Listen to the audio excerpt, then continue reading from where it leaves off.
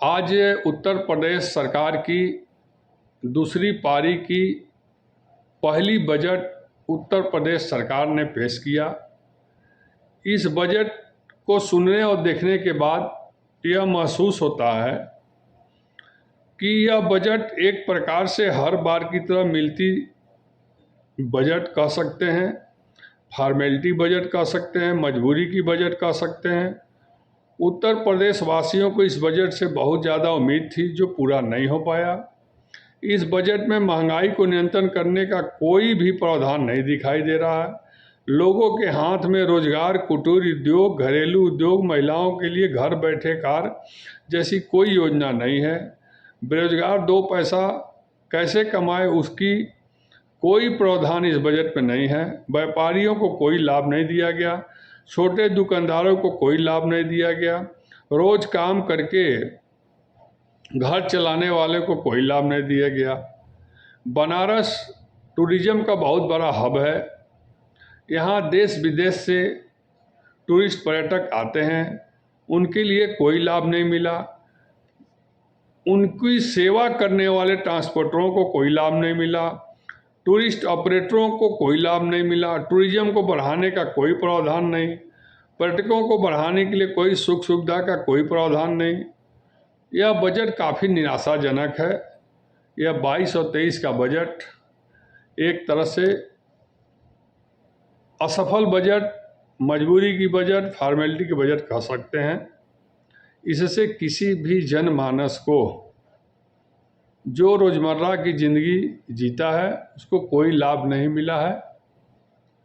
और मैं शशि प्रताप सिंह, प्रवक्ता बनारस टूरिस्ट ट्रांसपोर्ट एसोसिएशन के तरफ से इस बजट से मैं बहुत ही काफ़ी दुखी हूँ।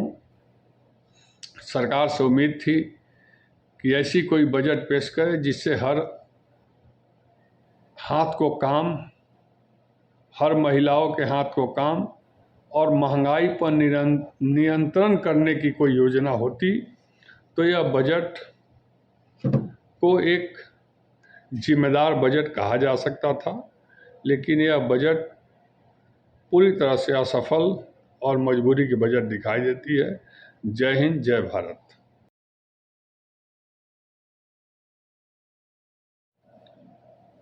आज उत्तर प्रदेश सरकार की दूसरी पारी की पहली बजट उत्तर प्रदेश सरकार ने पेश किया।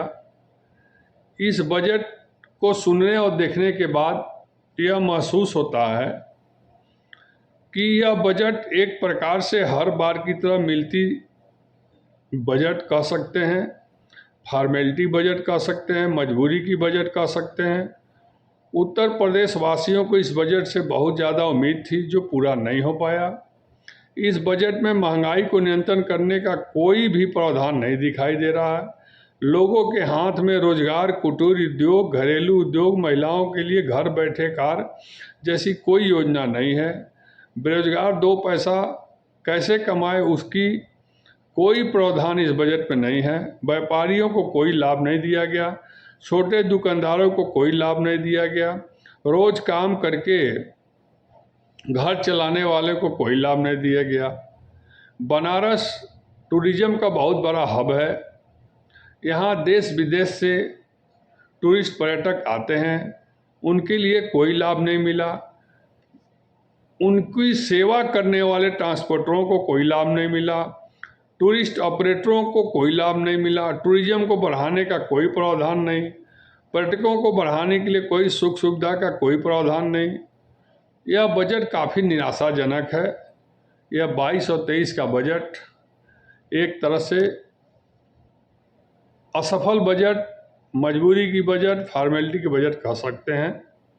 इससे किसी भी जनमानस को जो रोज़मर्रा की ज़िंदगी जीता है उसको कोई लाभ नहीं मिला है। और मैं शशि प्रताप सिंह, प्रवक्ता बनारस टूरिस्ट ट्रांसपोर्ट एसोसिएशन के तरफ से इस बजट से मैं बहुत ही काफ़ी दुखी हूँ। सरकार से उम्मीद थी कि ऐसी कोई बजट पेश करे जिससे हर हाथ को काम, हर महिलाओं के हाथ को काम और महंगाई पर नियंत्रण करने की कोई योजना होती तो यह बजट को एक जिम्मेदार बजट कहा जा सकता था। लेकिन यह बजट पूरी तरह से असफल और मजबूरी की बजट दिखाई देती है। जय हिंद, जय भारत।